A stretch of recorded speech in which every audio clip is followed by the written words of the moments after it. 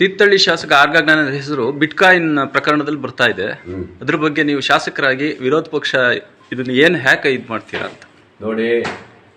ಈಗಾಗಲೇ ಯಾವ್ಯಾವ ತನಿಖೆ ಮಾಡಬೇಕು, ಯಾರ್ಯಾರ ಮೇಲೆ ಮಾಡಬೇಕು ಅನ್ನೋದು ಈಗೆಲ್ಲ ಕೆಲವಾಗಿದೆ. ಉದ್ದೇಶಪೂರ್ವಕವಾಗಿ ನಮ್ಮ ಮಾನ್ಯ ಮುಖ್ಯಮಂತ್ರಿಗಳ ವಿರುದ್ಧವಾಗಿ ಮುಡಾ ಕೇಸಲ್ಲಿ ಬೇಕಂತ ಇವತ್ತು BJPಯವರು ಇದನ್ನು ತಂದಿದ್ದಾರೆ. ಸುಮ್ಮನೆ ಅದ್ರ ಬಗ್ಗೆ ಇವರು ದಿನನಿತ್ಯ ಮಾತಾಡೋದು, ಬೈಯೋದು, ಅವ್ರ ಬಗ್ಗೆ ಅಪಪ್ರಚಾರ ಮಾಡೋ ಕೆಲಸನ ನಮ್ಮ ಪಕ್ಷಕ್ಕೆ ಡ್ಯಾಮೇಜ್ ತರೋ ಕೆಲಸ ಮಾಡಿದ್ದಾರೆ. ಇದರಲ್ಲಿ ಯಾವುದು ಇದಿಲ್ಲ, ಅವ್ರದ್ದು ಬಂದರೆ ಬಿಡೋದಿಲ್ಲ. ಏನು ಜ್ಞಾನೇಂದ್ರ ಸುಮ್ಮನೆ ಬಿಡೋಕ್ಕಾಗತ್ತಾ? ಜ್ಞಾನೇಂದ್ರ ಕೇಸು ತಗೊಂಡ್ರೆ ಅದು ಎತ್ತಿದ್ರೆ ಮತ್ತೆ ತಗೊಳ್ತೀವಿ ನಾವು.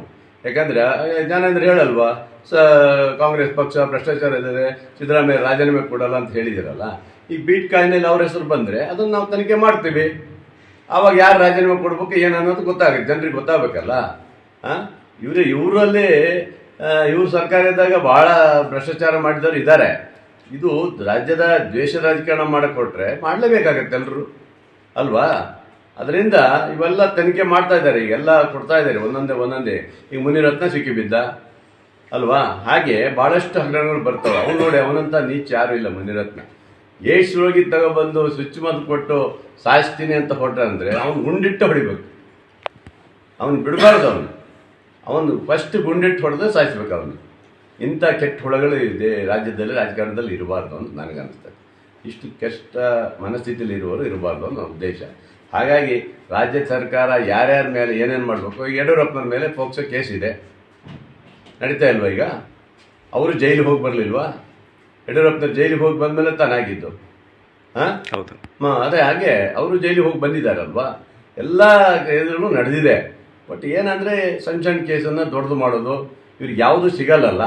136 ಸೀಟ್ ಯಾವಾಗ ನಾವು ಬಂದಿದ್ದೀವಿ, ಅವ್ರಿಗೆ ತಡ್ಕೊಳಕ್ಕಾಗ್ತಾಯಿಲ್ಲ, ವಿಲ್ಲ ಅಂತ ಒದ್ದಾಡ್ತಾ ಇದ್ದಾರೆ. ಇದರಿಂದ ಅವ್ರ ಮನಸ್ಥಿತಿ ಇದಾಗ್ಬಿಟ್ಟಿದೆ. ಹಾಗಾಗಿ ಏನಾದರೂ ಮಾಡಿ ಹಗರಣ ಮಾಡಿ ಶಿಕ್ಷಬೇಕು, ಮುಂದೆ ಸರ್ಕಾರ ಏನೋ ಮಾಡಬೇಕು, ಬೀಳಿಸ್ಬೇಕು ಅಂತ ಹೇಳ್ತಾರೆ.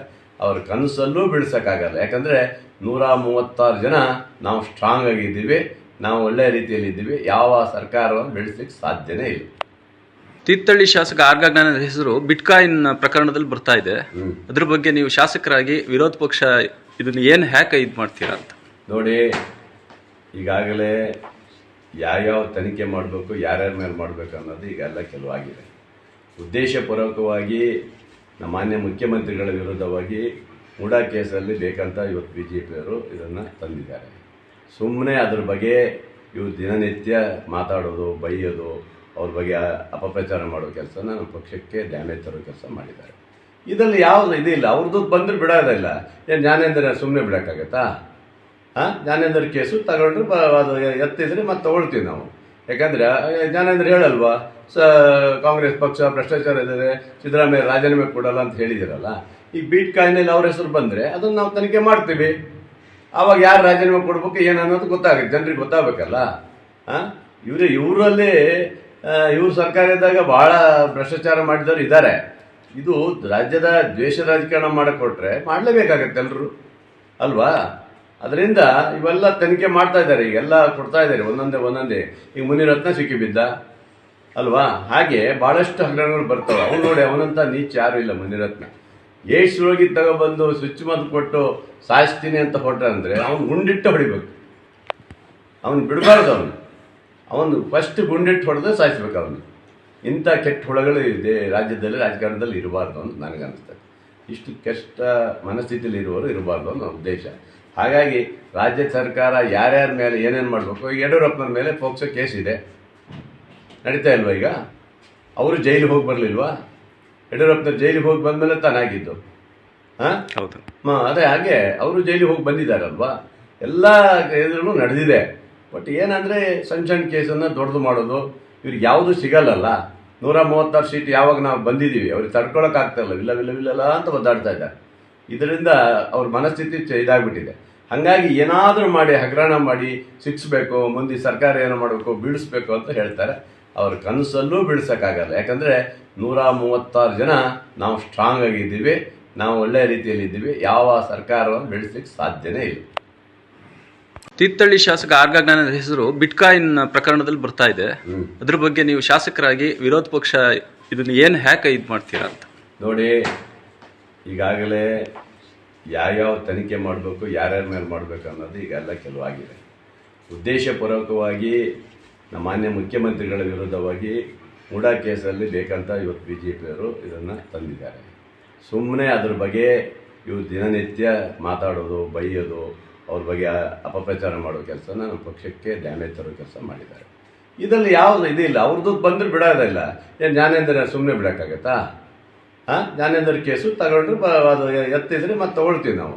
ಯಾಕಂದರೆ ಜ್ಞಾನೇಂದ್ರ ಹೇಳಲ್ವಾ, ಕಾಂಗ್ರೆಸ್ ಪಕ್ಷ ಭ್ರಷ್ಟಾಚಾರ ಇದ್ದಾರೆ, ಸಿದ್ದರಾಮಯ್ಯ ರಾಜೀನಾಮೆ ಕೊಡಲ್ಲ ಅಂತ ಹೇಳಿದಿರಲ್ಲ. ಈಗ ಬಿಟ್ಕಾಯಿನಲ್ಲಿ ಅವ್ರ ಹೆಸರು ಬಂದರೆ ಅದನ್ನು ನಾವು ತನಿಖೆ ಮಾಡ್ತೀವಿ. ಆವಾಗ ಯಾರು ರಾಜೀನಾಮೆ ಕೊಡ್ಬೇಕು ಏನು ಅನ್ನೋದು ಗೊತ್ತಾಗುತ್ತೆ, ಜನರಿಗೆ ಗೊತ್ತಾಗಬೇಕಲ್ಲ. ಇವರಲ್ಲಿ ಇವ್ರ ಸರ್ಕಾರ ಇದ್ದಾಗ ಭಾಳ ಭ್ರಷ್ಟಾಚಾರ ಮಾಡಿದವರು ಇದ್ದಾರೆ. ಇದು ರಾಜ್ಯದ ದ್ವೇಷ ರಾಜಕಾರಣ ಮಾಡಿಕೊಟ್ರೆ ಮಾಡಲೇಬೇಕಾಗತ್ತೆ ಎಲ್ಲರೂ ಅಲ್ವಾ. ಅದರಿಂದ ಇವೆಲ್ಲ ತನಿಖೆ ಮಾಡ್ತಾ ಇದ್ದಾರೆ, ಈಗೆಲ್ಲ ಕೊಡ್ತಾ ಇದ್ದಾರೆ ಒಂದೊಂದೇ. ಈಗ ಮುನಿರತ್ನ ಸಿಕ್ಕಿಬಿದ್ದ ಅಲ್ವಾ, ಹಾಗೆ ಭಾಳಷ್ಟು ಹಗರಣಗಳು ಬರ್ತವೆ. ಅವ್ನು ನೋಡಿ, ಅವನಂತ ನೀಚ ಯಾರು ಇಲ್ಲ. ಮುನಿರತ್ನ ಏಡ್ಸ್ ರೋಗಿ ತಗೊಬಂದು ಸ್ವಿಚ್ ಮದ್ದು ಕೊಟ್ಟು ಸಾಯಿಸ್ತೀನಿ ಅಂತ ಹೊಟ್ರೆ ಅಂದರೆ ಅವ್ನು ಗುಂಡಿಟ್ಟು ಹೊಡಿಬೇಕು, ಅವನು ಬಿಡಬಾರ್ದು. ಅವನು ಫಸ್ಟ್ ಗುಂಡಿಟ್ಟು ಹೊಡೆದು ಸಾಯಿಸ್ಬೇಕು ಅವನು. ಇಂಥ ಕೆಟ್ಟ ಹುಳಗಳು ರಾಜ್ಯದಲ್ಲಿ ರಾಜಕಾರಣದಲ್ಲಿ ಇರಬಾರ್ದು ಅಂತ ನನಗನ್ನಿಸ್ತದೆ. ಇಷ್ಟು ಕೆಟ್ಟ ಮನಸ್ಥಿತಿಯಲ್ಲಿ ಇರುವವರು ಇರಬಾರ್ದು ಅನ್ನೋ ಉದ್ದೇಶ. ಹಾಗಾಗಿ ರಾಜ್ಯ ಸರ್ಕಾರ ಯಾರ್ಯಾರ ಮೇಲೆ ಏನೇನು ಮಾಡಬೇಕು, ಈಗ ಯಡಿಯೂರಪ್ಪನ ಮೇಲೆ ಪೋಕ್ಸೋ ಕೇಸ್ ಇದೆ, ನಡೀತಾ ಇಲ್ವಾ? ಈಗ ಅವರು ಜೈಲಿಗೆ ಹೋಗಿ ಬರಲಿಲ್ವಾ? ಯಡಿಯೂರಪ್ಪನ ಜೈಲಿಗೆ ಹೋಗಿ ಬಂದಮೇಲೆ ತಾನಾಗಿದ್ದು. ಹೌದು, ಅದೇ ಹಾಗೆ ಅವರು ಜೈಲಿಗೆ ಹೋಗಿ ಬಂದಿದ್ದಾರಲ್ವಾ. ಎಲ್ಲ ಎದುರು ನಡೆದಿದೆ. ಬಟ್ ಏನಂದರೆ ಸಣ್ಣ ಕೇಸನ್ನು ದೊಡ್ಡದು ಮಾಡೋದು, ಇವ್ರಿಗೆ ಯಾವುದೂ ಸಿಗಲ್ಲಲ್ಲ. 136 ಸೀಟ್ ಯಾವಾಗ ನಾವು ಬಂದಿದ್ದೀವಿ, ಅವ್ರಿಗೆ ತಡ್ಕೊಳಕ್ಕಾಗ್ತಾಯಿಲ್ಲ, ವಿಲ್ಲ ಅಂತ ಒದ್ದಾಡ್ತಾ ಇದ್ದಾರೆ. ಇದರಿಂದ ಅವ್ರ ಮನಸ್ಥಿತಿ ಇದಾಗ್ಬಿಟ್ಟಿದೆ. ಹಾಗಾಗಿ ಏನಾದರೂ ಮಾಡಿ ಹಗರಣ ಮಾಡಿ ಸಿಕ್ಸ್ಬೇಕು, ಮುಂದೆ ಸರ್ಕಾರ ಏನೋ ಮಾಡಬೇಕು, ಬೀಳಿಸ್ಬೇಕು ಅಂತ ಹೇಳ್ತಾರೆ. ಅವ್ರ ಕನಸಲ್ಲೂ ಬೀಳ್ಸೋಕ್ಕಾಗಲ್ಲ. ಯಾಕಂದರೆ 136 ಜನ ನಾವು ಸ್ಟ್ರಾಂಗ್ ಆಗಿದ್ದೀವಿ, ನಾವು ಒಳ್ಳೆಯ ರೀತಿಯಲ್ಲಿದ್ದೀವಿ. ಯಾವ ಸರ್ಕಾರವನ್ನು ಬೆಳೆಸಲಿಕ್ಕೆ ಸಾಧ್ಯನೇ ಇಲ್ಲ.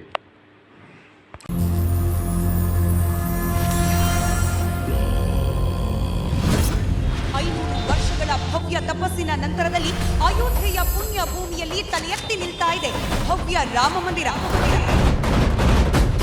जहाँ राम है वहाँ सब कुछ है. ये ऐतिहासिक क्षण, ಶತಮಾನದ ಸಂಭ್ರಮಕ್ಕೆ ಸಾಕ್ಷಿಯಾದ ಕ್ಷಣ. ರಾಮನ ಅದೊಂದೇ ನಾಮ ಬಲದಿಂದ ದೇವಾನುದೇವತೆಗಳು ಇದೇ ಅಯೋಧ್ಯ ನಗರಿಗೆ ಆಗಮಿಸಿದ್ರಂತೆ. ರಾಮನೂರಿಗೆ ರಾಮ ಮರಳಿ ಬಂದ ಘಳಿಗೆ. ದೇಶಕ್ಕೆ ಧಾರ್ಮಿಕವಾಗಿ ರಾಜ ಇರಲಿಲ್ಲ, ರಾಜ ಬಂದು ಕೂತ್ಕೊಂಡನು ಅಂತ. ರಾಮನನ್ನ ಆರಾಧಿಸುವವರು ರಾಷ್ಟ್ರವನ್ನ ಆರಾಧಿಸ್ತಾರೆ. ರಾಮ ಮಂದಿರದ ಒಳಗಡೆ ನಿಮ್ಮ ರಿಪಬ್ಲಿಕ್ ಹಣ ಬಂದಿರೋದು. ಬಾಲರಾಮನ ಪ್ರತಿಷ್ಠೆಯ ಸಂಪೂರ್ಣ ವಿವರ. ಕನ್ನಡದ ರಾಮ, ಕರ್ನಾಟಕದ ರಾಮ, ಹಾಗೆ ಅರುಣ್ ಯೋಗಿರಾಜ್ ಅವರ ಕೈಯಲ್ಲಿ ಅರಳಿದ ರಾಮ ಅಂತ. ರಾಮರಿಗೆ ನಮ್ಮ ಕರ್ನಾಟಕದ್ದೇ ಒಂದು ಸೇವೆ ಬೇಕಿತ್ತೇನೋ ಖರೀದಿ ಮಾಡಿಸ್ಕೊಂಡಿದ್ದಾರೆ. ಅಯೋಧ್ಯೆಯಿಂದ ನೇರ ನಿಮ್ಮ ಮನಗಳಿಗೆ ತಲುಪಿದ ಏಕೈಕ ಚಾನೆಲ್ ರಿಪಬ್ಲಿಕ್ ಕನ್ನಡದ ಇಡೀ ತಂಡ ಅಯೋಧ್ಯೆಯಲ್ಲಿ ಬೀಡು ಬಿಟ್ಟಿದೆ. ತುಂಬಾ ಖುಷಿ ಆಗ್ತಾ ಇದೆ. ಅದರಲ್ಲೂ ರಿಪಬ್ಲಿಕ್ ಟಿವಿ ಕನ್ನಡಗೆ ಎಲ್ಲರಿಗೂ ತೋರಿಸ್ತಿದ್ದಾರೆ. Republic Kannada 100% Ayodhya coverage. 1 ವರ್ಷದ ನಿರ್ಭೀತ ಪತ್ರಿಕೋದ್ಯಮ ರಿಪಬ್ಲಿಕ್ ಕನ್ನಡ. ಇದು ನಿಮ್ಮ ಧ್ವನಿ.